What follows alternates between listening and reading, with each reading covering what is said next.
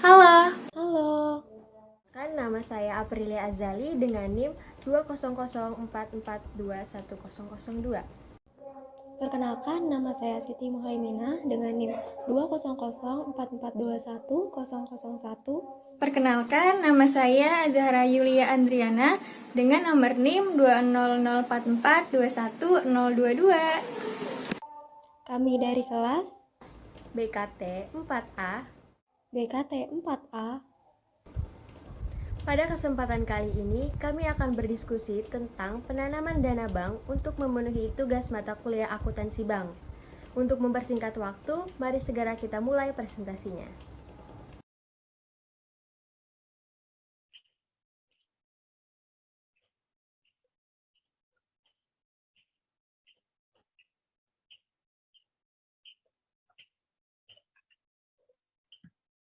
Penanaman dana bank. Penanaman dana bank meliputi penanaman dana dalam alat likuid atau kas, penanaman dana pada lembaga keuangan, penanaman dana dalam bentuk perkreditan, dan penanaman dana dalam aktiva tetap. Tujuan penanaman dana adalah untuk memperoleh atau menciptakan pendapatan bank melalui penciptaan aktiva produktif yang menghasilkan. Terdapat 4 jenis penanaman dana bank. Yang pertama, penanaman dana pada alat likuid atau kas dan bank. Yang kedua, penanaman dana pada Bank Indonesia. Yang ketiga, penanaman dana pada kredit yang diberikan. Yang keempat, penanaman dana pada pembelian surat berharga. Menurut standar akuntansi keuangan, kas adalah alat pembayaran bernilai uang yang siap dan bebas digunakan untuk membiayai kegiatan umum perusahaan. Kas dan setara kas terdiri atas kas, giro pada Bank Indonesia, dan giro pada bank lain. Definisi kas bank secara umum adalah jumlah uang tunai yang disimpan di bank dalam bentuk rekening tabungan dan giro atau biliat yang dapat ditarik setiap saat.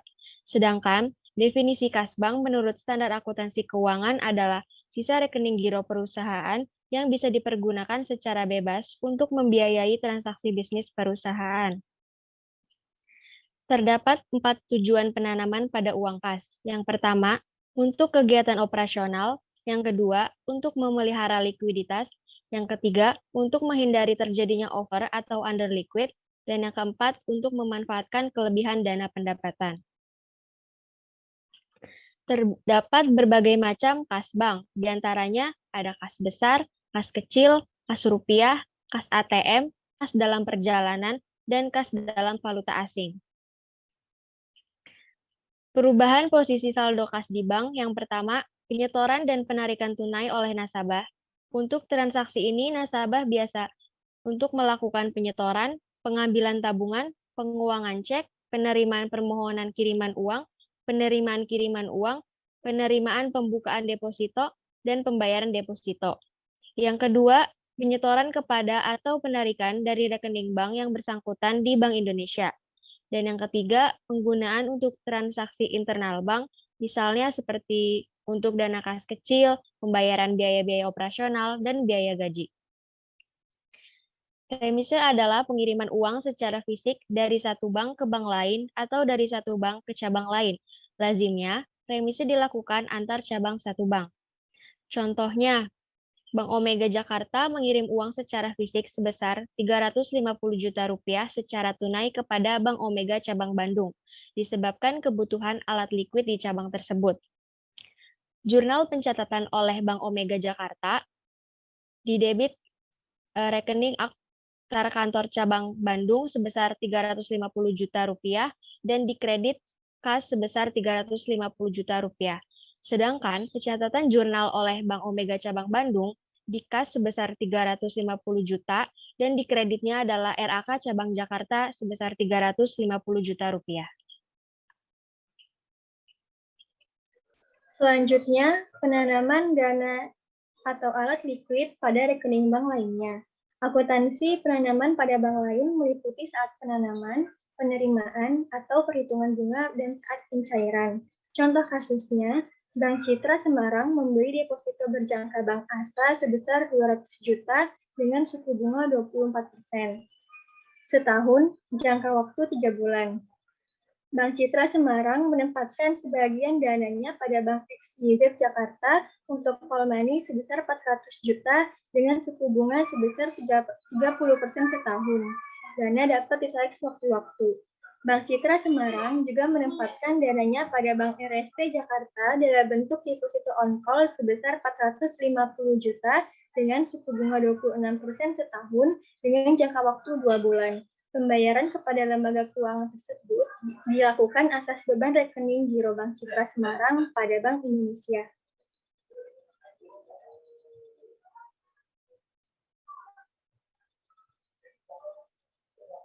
Jurnal pada saat penanaman yang dilakukan oleh Bank Citra Semarang. Pada kolom debit, Bank Citra Semarang membukukan bank-bank lain deposito berjangka rekening Bank ASA sebesar 200 juta, bank-bank lain kolom money rekening Bank XYZ sebesar 400 juta, bank-bank lain deposito on call rekening Bank RST sebesar 450 juta, dan dikredit Giro Bank Indonesia sebesar 1.050 juta. Selanjutnya, jurnal penerimaan bunga secara berkala pada akhir bulan pertama diterima oleh Bank Citra Semarang langsung dibukukan pada rekening Giro Bank Citra Semarang di masing-masing bank. Di kolom debit ada bank-bank lain giro rekening Bank ASA sebesar 4 juta, bank-bank lain giro rekening Bank XYZ sebesar 10 juta, bank-bank lain giro rekening Bank RST sebesar 9.750.000. Kemudian di kolom kredit ada pendapatan bunga penempatan deposito berjangka sebesar 4 juta, pendapatan bunga penempatan call money sebesar 10 juta, dan yang terakhir pendapatan bunga penempatan deposito on call sebesar 9.750.000. Selanjutnya, penanaman dana bank pada Giro Bank Indonesia. Giro Bank Indonesia merupakan rekening milik bank umum komersial dalam valuta asing maupun valuta rupiah di Bank Indonesia. Dana pada Giro BI merupakan penyediaan likuiditas. Dengan Giro BI, bank dapat membiayai transaksi antara cabang maupun antar bank melalui penyelesaian clearing dan transfer. Simpanan minimum yang harus dipelihara oleh bank dalam bentuk saldo rekening giro pada BI disebut giro wajib minimum atau GWM. Besaran GWM ditetapkan oleh BI sebesar persentase tertentu dari dana pihak ketiga atau DPK. Transaksi giro BI banyak berkaitan dengan transaksi clearing atau nota debit, nota kredit, pengambilan, pemindah bukuan, serta penyetoran uang tunai ke BI oleh bank komersial. Nah, apa itu rekening Giro Bank Indonesia? Rekening Giro Bank Indonesia adalah rekening pihak eksternal tertentu di Bank Indonesia yang merupakan sarana bagi penatausahaan transaksi dari simpanan yang penarikannya dapat dilakukan setiap saat. Giro Bank Indonesia juga dapat didefinisikan sebagai saldo rekening giro milik bank yang bersangkutan yang berada di Bank Indonesia. Rekening ini tidak boleh dikurangi dengan pinjaman dari BI dan tidak boleh ditambah dengan fasilitas pinjaman dari BI yang belum digunakan, tapi sudah disetujui atau dalam komitmen, misalnya kredit likuiditas Bank Indonesia. Rekening ini dalam valuta rupiah maupun valuta asing. Rekening giro dalam rupiah adalah rekening giro dalam mata uang rupiah yang penarikannya dapat dilakukan dengan menggunakan cek Bank Indonesia, bilet Bank Indonesia, atau sarana lainnya. Kemudian pencatatan transaksi melalui rekening giro Bank Indonesia. Giro BI dalam bentuk valuta rupiah akan dicatat sebesar nilai nominalnya. Sedangkan giro BI dalam valuta asing dicatat berdasarkan kurs BI yang berlaku saat ini. Contoh 1, pengambilan tunai. Tanggal 1 Desember 2019, Bank ADC Malang mengambil tunai dana di BI Malang sebesar 500 juta. Jurnalnya di debit yaitu kas sebesar 500 juta, di kredit giro BI sebesar 500 juta. Yang kedua, penyetoran tunai. Tanggal 3 Desember 2019, Bank ADC Malang menyetor tunai untuk giro di Bank Indonesia sebesar 300 juta.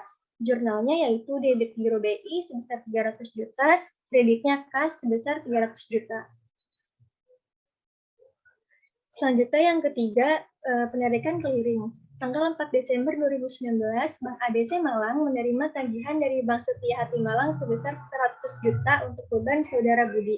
Jurnalnya, debit giro Saudara Budi sebesar 100 juta, kredit giro BI sebesar 100 juta. Dan yang keempat, penyetoran clearing. Tanggal 5 Desember 2019, Bank ADC menyerahkan market clearing ke BI dan pada hari itu juga clearing kedua dinyatakan berhasil sebesar 200 juta. Untuk keuntungan rekening giro saudara Ali, maka jurnal pada clearing kedua adalah sebagai berikut. Jurnalnya yaitu debit giro BI sebesar 200 juta, kreditnya giro Ali sebesar 200 juta. Selanjutnya mengenai giro wajib minimum. Giro wajib minimum atau reserve requirement adalah simpanan minimum yang harus dipelihara oleh bank dalam bentuk saldo rekening giro Bank Indonesia yang besarnya ditetapkan oleh BI sebesar persentase tertentu dari dana pihak ketiga. GWM merupakan kewajiban bank dalam rangka mendukung pelaksanaan prinsip kehati-hatian bank dan berperan pula sebagai instrumen moneter untuk mengendalikan JIB.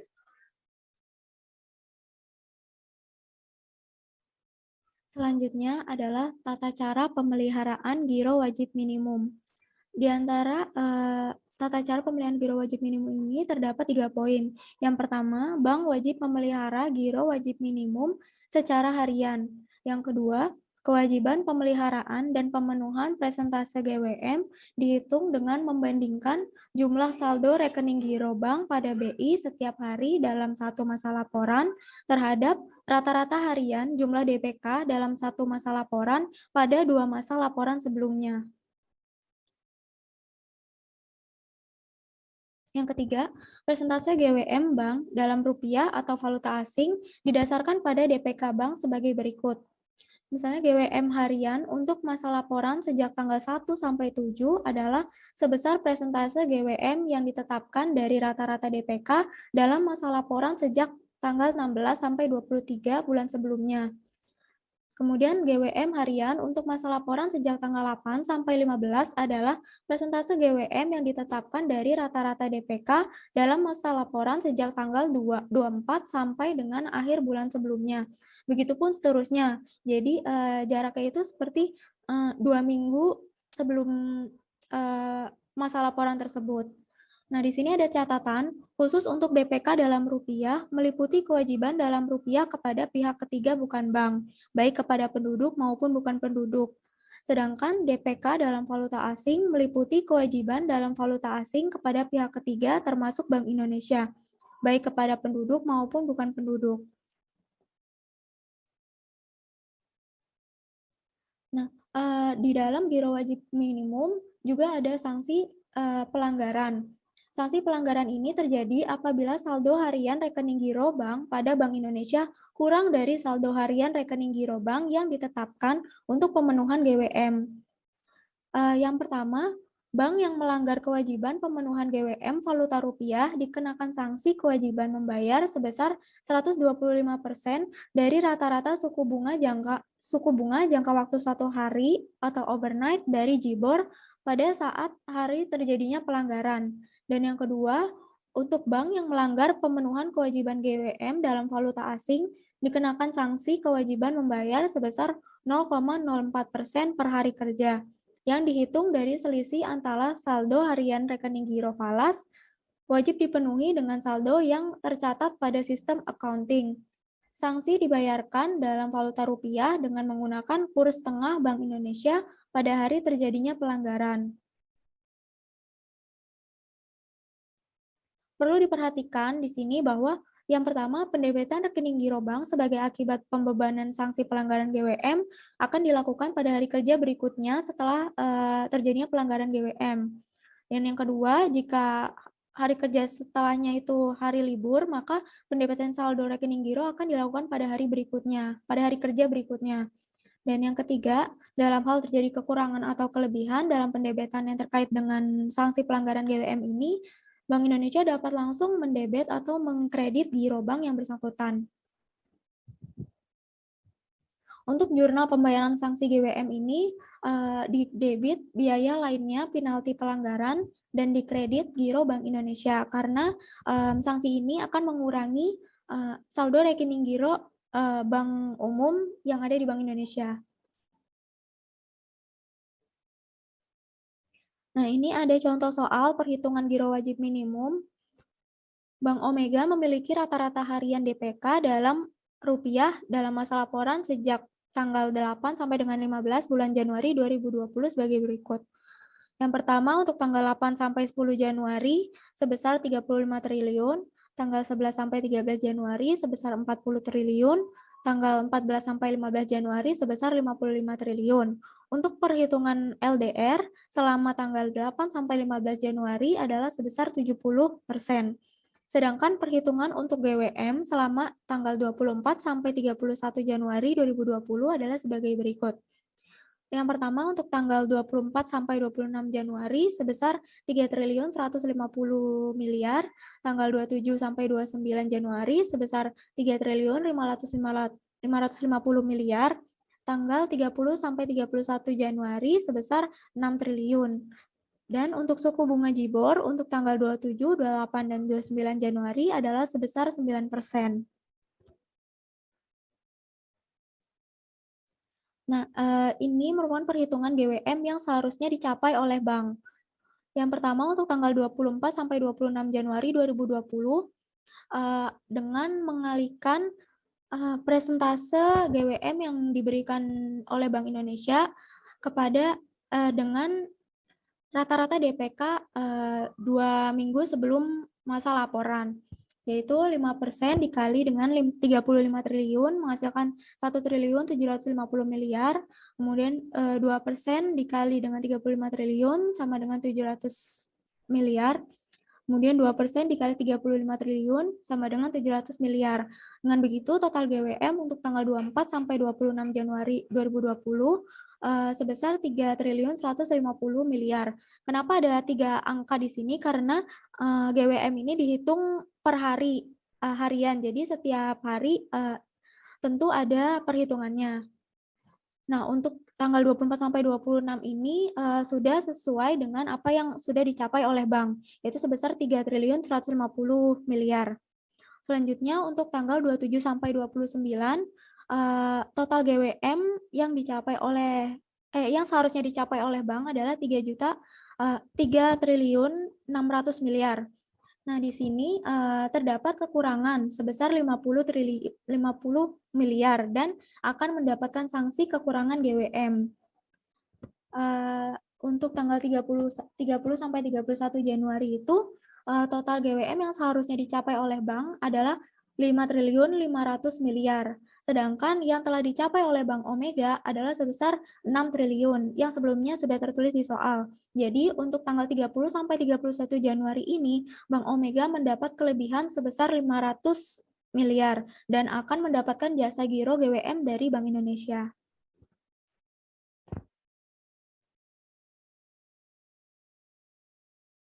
Nah, untuk perhitungan sanksi GWM untuk tanggal 27 sampai 29 Januari adalah sebagai berikut. Dengan rumus, kekurangan GWM dikalikan dengan sanksi yang diperoleh untuk falas sebesar 0,04% dan untuk valuta rupiah sebesar 125%. Dikalikan dengan suku bunga JIBOR dikali hari kerja dibagi 360 dikali 100. Kenapa 360?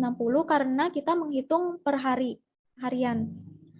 Kemudian setelah dikali kekurangan GWM 50 miliar dikali dengan 125% dikali 9% dikali 3 dibagi 360 dikali 100, maka hasilnya biaya penalti GWM yang harus dibayarkan oleh Bank Omega adalah sebesar 46.875.000.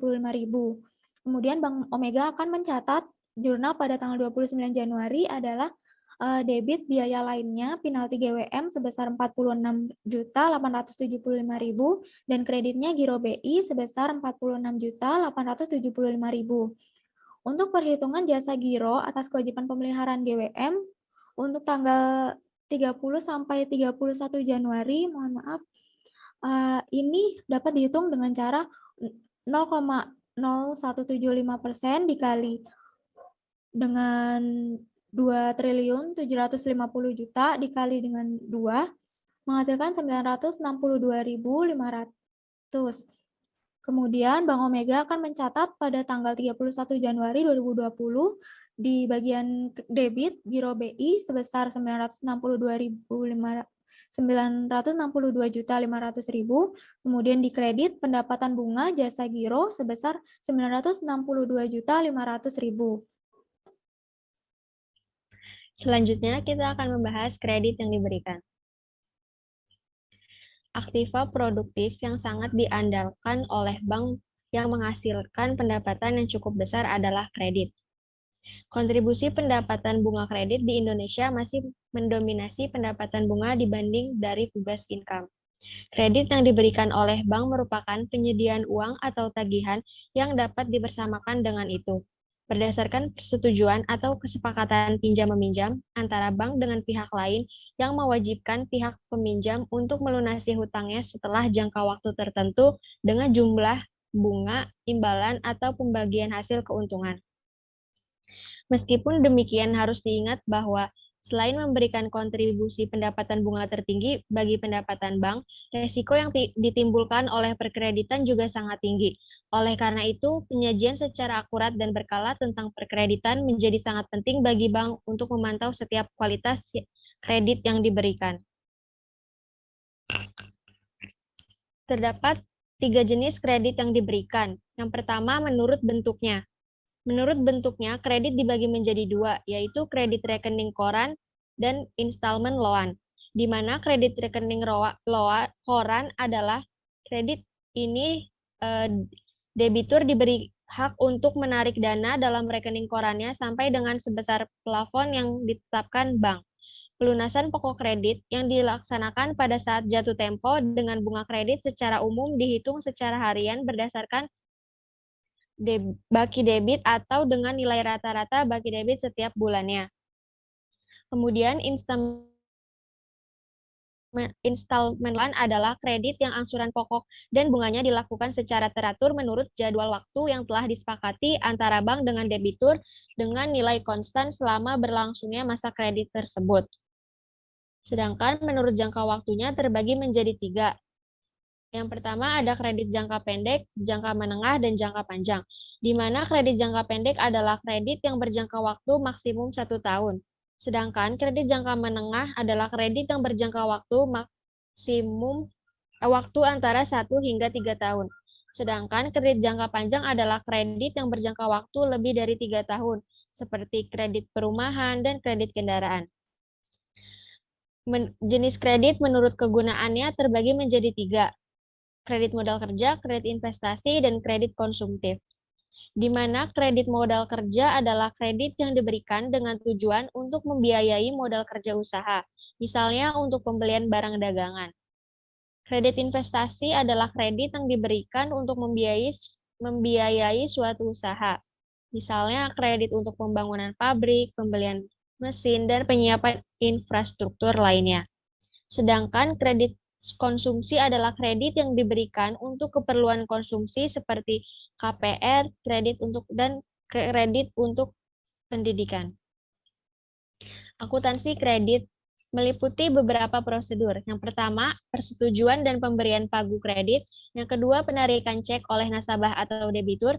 Yang ketiga, pembebanan bunga pada debitur. Yang keempat, pelunasan pokok. Yang kelima, prestasi pembayaran. Dan yang keenam, penilaian debitur pada neraca. Di mana di sini ada contoh soal persetujuan dan pemberian pagu kredit. Manajemen Bank Omega Jakarta telah menyetujui pemberian kredit investasi kepada PT Pizzaria sebesar 250 juta untuk rencana ekspansi usaha dengan suku bunga sebesar Rp1.500.000, biaya materai dan lainnya sebesar Rp50.000, biaya notariat pada notari Andi sebesar Rp5 juta, dibebankan dan dibayar langsung oleh calon nasabah pada Bank Omega Jakarta. Oleh Bank Omega Jakarta akan segera dibukukan dengan ayat jurnal di sisi kredit, yaitu rekening administratif rupiah kredit yang telah disetujui sebesar Rp250 juta. Kemudian ada jurnal perhitungan provisi kredit yang akan dibukukan, di mana di sisi debitnya itu adalah giro rekening PT Pizzaria sebesar Rp6.550.000, di sisi kredit ada pendapatan provisi kredit sebesar Rp1.500.000, persediaan formulir berharga sebesar Rp50.000, dan giro rekening Tuan Andi sebesar Rp5 juta. Selanjutnya contoh penarikan kredit, di mana PT Pizzaria kemudian menarik selembar cek debitur yang telah disetujui sebesar Rp35 juta kepada PT MNA Kemudian cek disetorkan ke Bank Omega Jakarta untuk keuntungan PT MNA. Nasabah Bank ABC Jakarta melalui clearing. Oleh Bank Omega Jakarta akan dibukukan pada sisi debit, yaitu debitur rekening PT Pizzaria sebesar Rp35 juta dan di sisi kredit Bank Indonesia Giro sebesar Rp35 juta. Transaksi ini mengurangi sisa komitmen Bank Omega kepada nasabah PT Pizzaria, di mana dalam hal ini perlu pembukuan administratif di sisi kredit rekening administratif rupiah kredit yang telah disetujui sebesar Rp35 juta. Kemudian contoh mengenai perhitungan bunga kredit. Apabila sampai akhir bulan tidak ada mutasi bagi PT Pizzaria, maka perhitungan bunganya akan dihitung sebagai berikut. Dapat diketahui saldo outstanding-nya Rp35 juta dan suku bunga 28% per annual. Untuk menghitung bunga kredit, di mana rumusnya adalah saldo outstanding dikali suku bunga dikali 30/36, 360. Artinya, bunga kredit dibayarkan untuk 1 bulan. Maka dapat dihasilkan dari Rp35 juta dikali 28% dikali 30 dibagi 360 dan hasilnya adalah Rp816.667.000.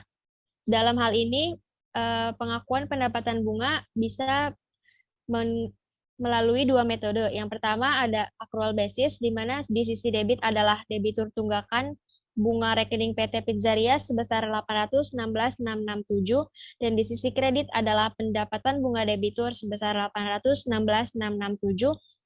Dan sedangkan untuk metode kedua yaitu cash basis, di mana di sisi debitnya rekening administratif nasabah debitur tunggakan bunga rekening PT Pizzaria sebesar Rp816.667.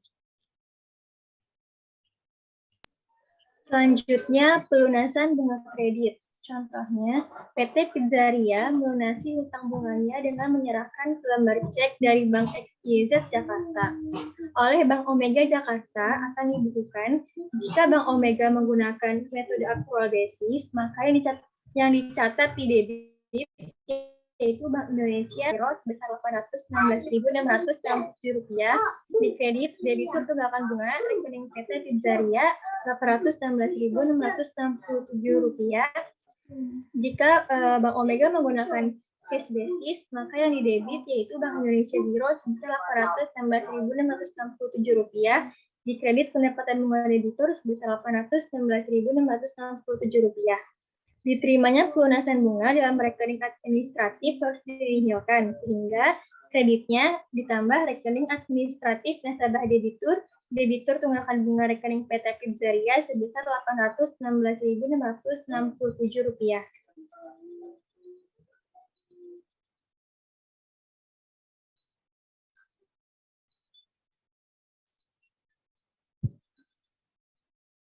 Selanjutnya, wan prestasi nasabah debitur. Bila terjadi wan prestasi dalam pelunasan pokok debitur, Bank Omega Jakarta harus mencatat dan membedakan rekeningnya dari debitur yang masih aktif.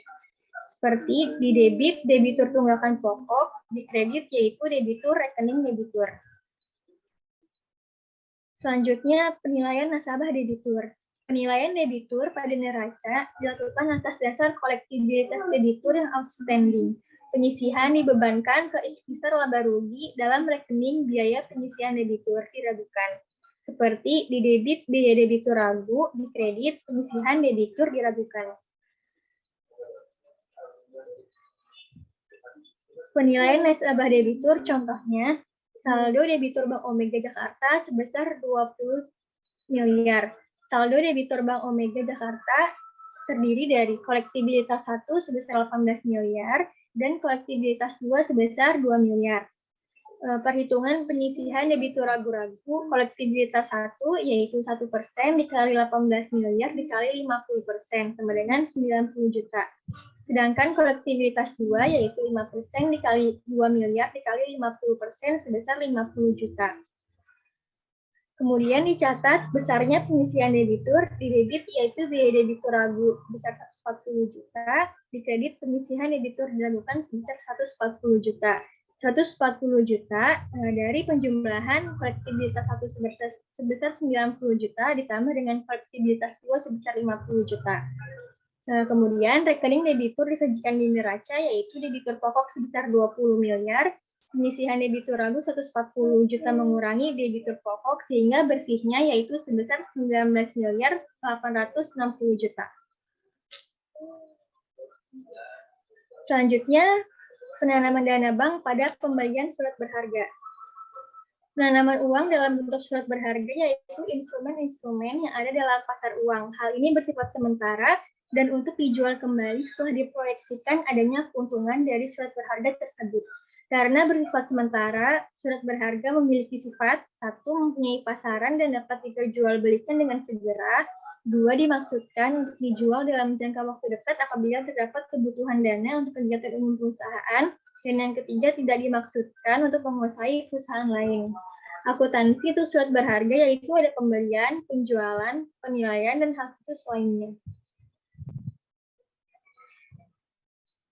Terdapat jenis-jenis surat berharga, yaitu ada saham, wesel, obligasi, sekuritas kredit, serta surat berharga lain yang lazim diperdagangkan di pasar uang dan pasar modal. Kami memberi contoh penanaman dana bank dalam surat berharga, yaitu pada obligasi. Pencatatan dalam obligasi ada beberapa hal yang perlu diperhatikan, yaitu obligasi yang dibeli antara pembayaran bunga, maka pembayaran bunga dicatat debit pendapatan bukan sebagai harga perolehan. Perbedaan nilai nominal dengan harga perolehan dicatat sebagai pendapatan atau biaya. Kemudian pendapatan atau biaya dapat diamortisasi.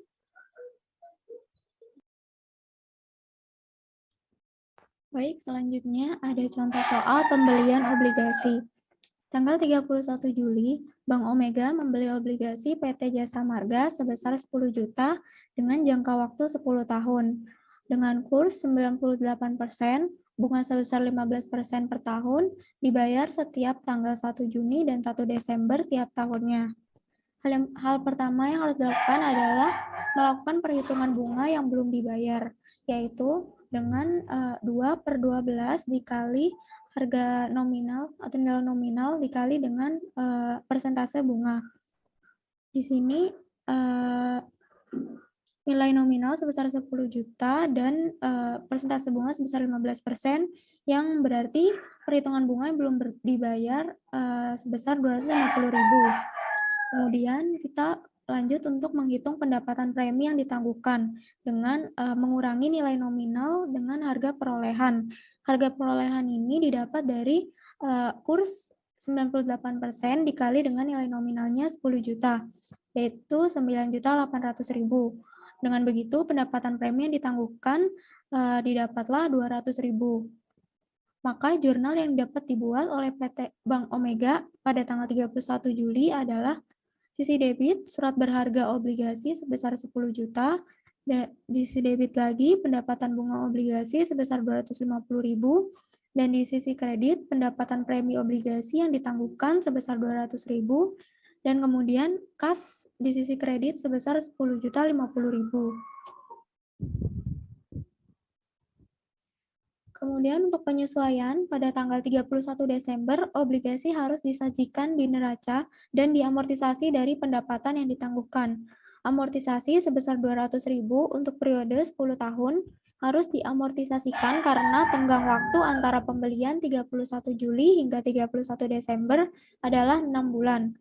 Maka amortisasi pendapatan yang ditangguhkan adalah sebagai berikut. 6/12 dikali dengan 20.000. Kenapa 20.000? Karena 200.000 dibagi 10 untuk perhitungan per tahunnya. Maka didapatlah 10.000. Maka jurnal yang dapat dibuat di sisi debit pendapatan premi obligasi yang ditangguhkan sebesar 10.000 dan di sisi kredit pendapatan premi obligasi sebesar 10.000. Sehingga nilai perolehan yang didapat adalah surat berharga obligasi 10 juta dikurangi pendapatan premi obligasi yang ditangguhkan 190.000, maka nilai perolehannya adalah 9.810.000 rupiah.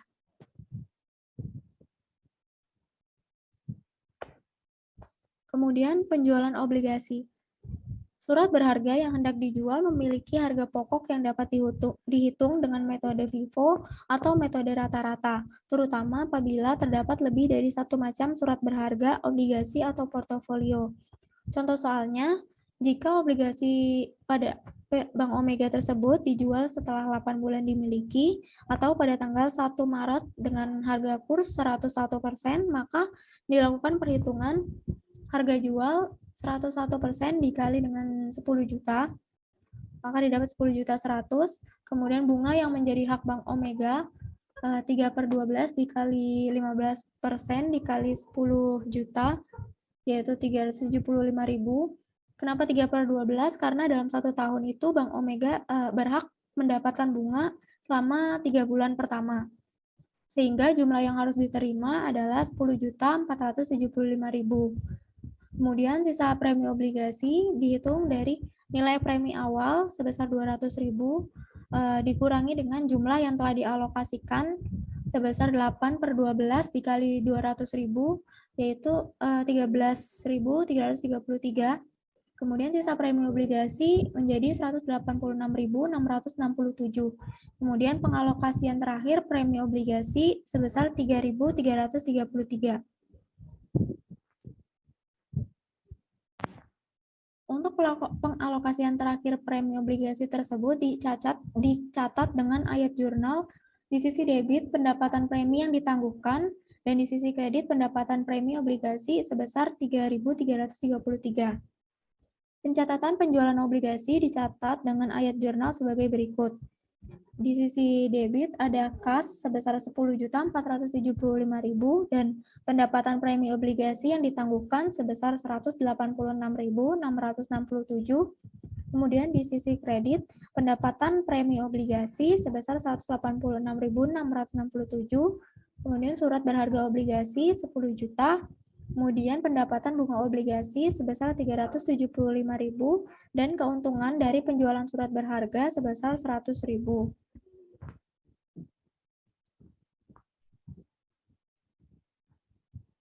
Nah, untuk penilaian surat berharga. Penilaian surat berharga pasar uang.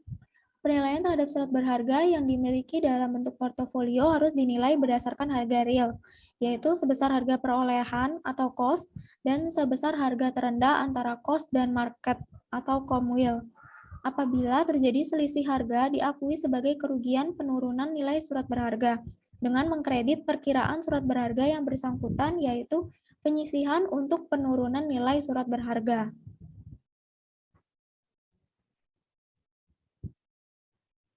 Di sini ada contoh soal, Bank Omega membeli sertifikat Bank Indonesia dengan nominal 500 juta dengan suku bunga 12% setahun.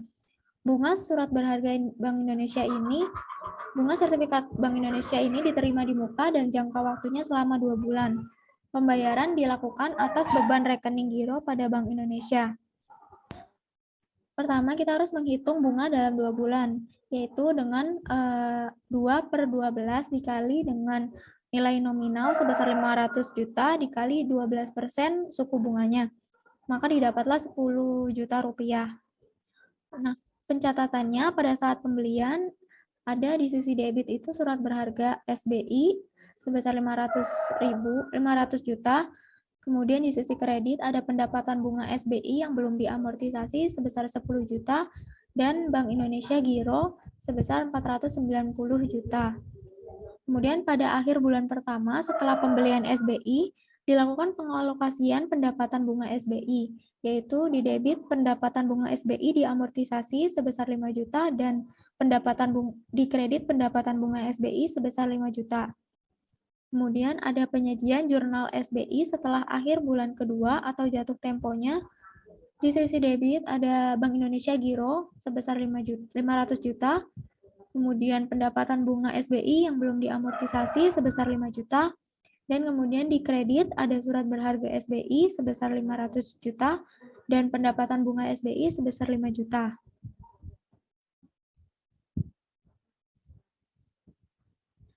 Berikut adalah contoh apabila terjadi selisih harga. Bank Omega memiliki portofolio surat berharga sebesar harga perolehan 125 juta. Dan kemudian setelah dilakukan penilaian harga pasar bernilai 115 juta. Maka kerugian ini akan dibukukan dengan ayat jurnal sebagai berikut.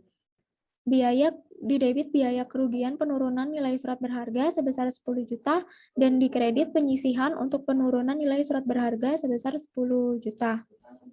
Sehingga nilai surat berharga setelah penurunan nilai adalah surat berharga yang awalnya 120 juta dikurangi dengan penyisihan untuk penurunan nilai surat berharga sebesar 10 juta, maka surat berharga bersihnya itu sebesar 115 juta rupiah. Sekian presentasi dari kami, kurang lebihnya mohon maaf. Kami ucapkan terima kasih. Wassalamualaikum warahmatullahi wabarakatuh.